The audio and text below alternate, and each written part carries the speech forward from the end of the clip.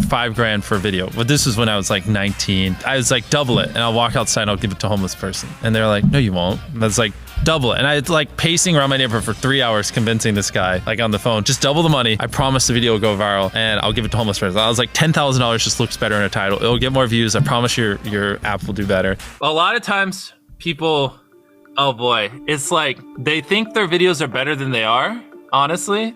And that tell them, Jimmy, tell them. I mean, they do that, and they have horrible friend groups because you really are like the type of YouTubers you hang around. It's getting people with the right YouTuber friend group that aren't pussies and will actually tell them when their content's bad and like actually roast it and help them get better in a nice, positive way. Basically what I did was I've somehow found these other like 4 lunatics. 3 of us were college dropouts, 1 was a high school dropout, and 1, I don't know, he just like quit his job. We all were super small YouTubers, and we basically talked every day for 1,000 days in a row and did nothing but just like hyper study, like what makes a good video, what makes a good thumbnail, what's good pacing, like how to go viral. We would just get on Skype every morning, and like some days like I'd get on Skype at 7 a.m. and I'd be in the call until like 10 p.m. and then I'd go to bed, I'd wake up and I'd do it again. We'd do things like take 1,000 thumbnails and see if like there's a correlation to the brightness of the thumbnail to how many views it got. Imagine a world where it's just you working solo and you work 12 hours a day every day for like a year. And you're just grinding, you make a mistake, you learn from it, you grind, you make a mistake, you learn from it, and you do that for like a year.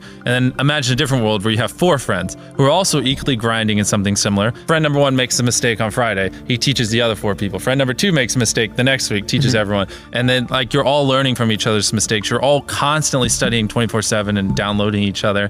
Like after a year, you're like 2 years ahead of the guy who was just solo. Do you frequently go that far out of your way to capture the thumbnail? Yeah, I mean, of course, everyone should. If people don't click, they don't watch. So you want to give them something to click. Something a lot of people forget is like unsuggested on phones, thumbnails are really fucking small. So like people are editing thumbnails full blown on their computer. And when you shrink it down, you can't see. We try to all around be above the rest. Anyone can clickbait, but do you actually like deliver on it? We say we put 100 million Orbeez in the backyard, we put 100 million Orbeez in the backyard. Your title and thumbnail set expectations. Like what you're saying is like, I like bananas. And what you need is bananas are the best goddamn food on the planet. Like that's the type of opinion you need. Like you need something like how to get 100 million views on YouTube, or not even that, that's not strong enough. You need something that makes people go, what the fuck? What the fuck did he say in that video? What the fuck?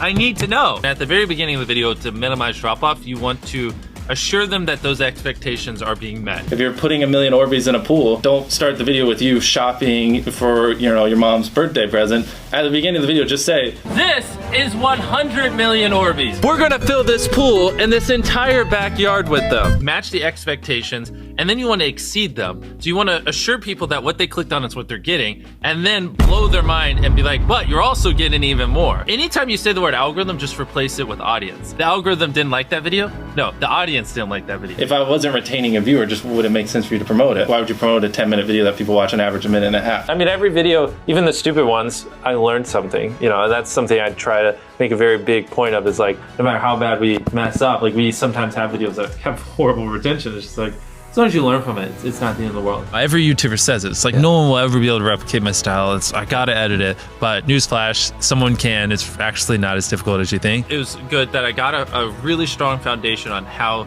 YouTube works and how the style of videos I wanted and everything before I scaled up a team, if that makes any sense. I just want to make sure that's clear, because I've seen people try to build the team without foundation and knowing how to do well. I know that if we film this video, it will do well, just because I've spent a decade of my life hyper obsessing over YouTube and I have a good pulse on it. But if you didn't have that, then you wouldn't know. Like, you wouldn't be able to spend $4 million on a Squid Game, because you might lose $2 million and then you can't pay your people. But of course, yeah, if I didn't have these people, I couldn't do half the stuff I do. For the last like 8 or 9 years, like every dollar I've made, I just spent it the next month on content. And I just did that every single month, and it just kept getting bigger and bigger, and here we are. Since I was 13, there probably hasn't been a single hour that's gone by that I've been awake where I haven't thought about YouTube. Like, I'm just focused on making the best videos possible, period. I don't care about making money. I don't care about time. I don't care about anything. I just want to make the best videos on the planet. Literally all the algorithm does is reflect what the people want to a T.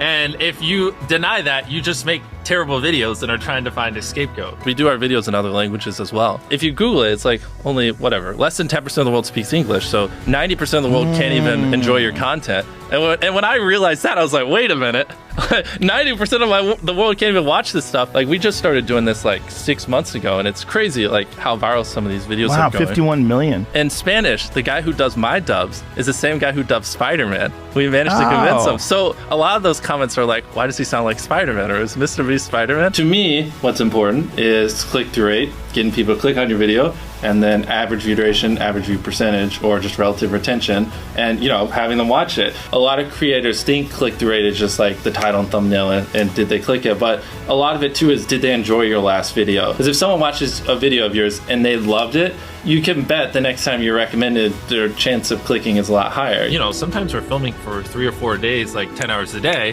30, 40 hours of filming plus months of setup, whereas most creators probably film for a couple hours and set up for a day. Outside of just filming, we brainstorm video ideas, relentlessly, hours every day. By always doing all those things, it just distinctively sets it so far apart that it's basically, in my head, it's like, why would you not watch it? Viewers aren't stupid. They can tell when you half ASS, I don't know if I'm allowed to curse, a video, or if you really put in effort. And if they can tell you're putting in a lot of effort, they're gonna be more likely to click on future videos. And that snowballs. And because once you build that trust, they get to a point where it doesn't matter what you upload. They just know it's high effort and they just know it's great. And they're just conditioned just to watch because you have a good track record. And so with filming, it's just like trying to make sure we're doing everything we can, no matter how expensive it is, no matter how much time it takes, to make the best video possible. A lot of people, if they gave away 100 grand, they would make a huge deal about it. But sometimes we're just like, yeah, here's 100 grand. Thanks for watching, bye. Doing it that way makes it more fun and just more interesting. So I like to keep a little bit of it mysterious because I think that's what people enjoy. A lot of people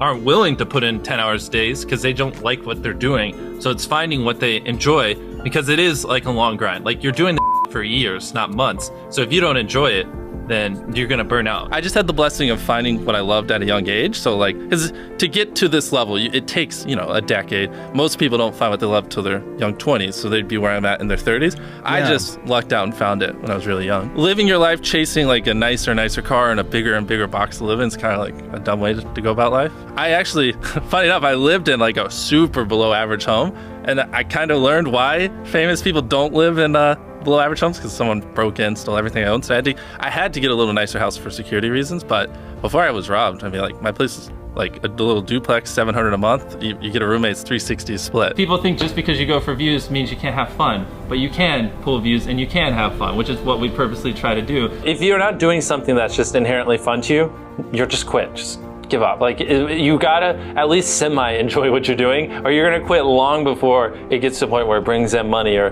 whatever else could be driving you. So find what you love, and then I would just hyper obsess. Make sure no one doing what you're doing is doing it better. Make sure the videos are as good as possible. You can be motivated by more than one thing. I'm motivated because I want to support my mom and my family. I'm motivated because I want to employ my friends and help them. I'm motivated because I want to help other people. I'm motivated because I want to be a YouTuber. I feel like that's another misconception. You can have lots of things that drive you. Absolutely. Yeah. Absolutely. So there's just tons of stuff that drive me.